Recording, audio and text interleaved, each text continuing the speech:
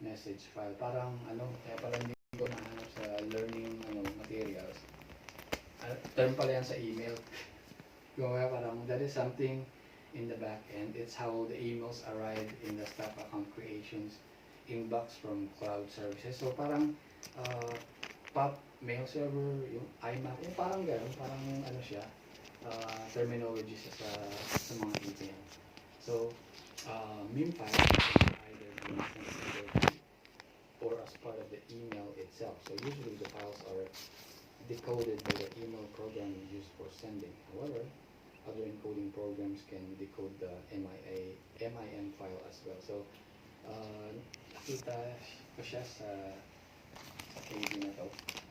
Hanapin ko nga to. MIM control.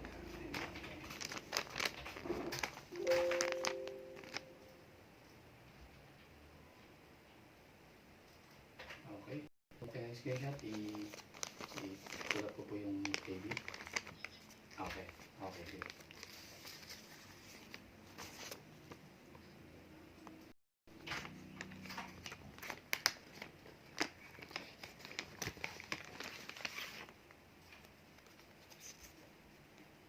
Okay. Step 2, number 2. So, ito po siya. Step 2, number 2.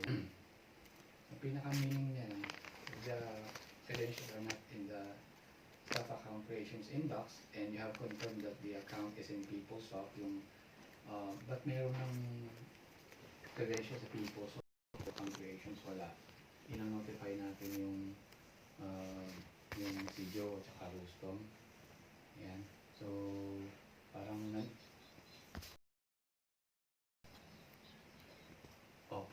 Opo, sync po yun. Opo. So dapat kung may active date dito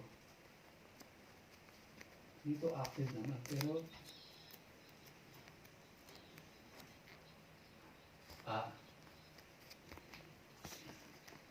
ayun po, yun po yung sabi dito na it must be something with a cloud services. Siguro may congestion lang sa cloud or siyempre may mga digital yan, may mga protocol sa pag-send ng information. So, so something technical out sa pag-send ng email. Yan po. Okay. Ayun, okay. Sorry.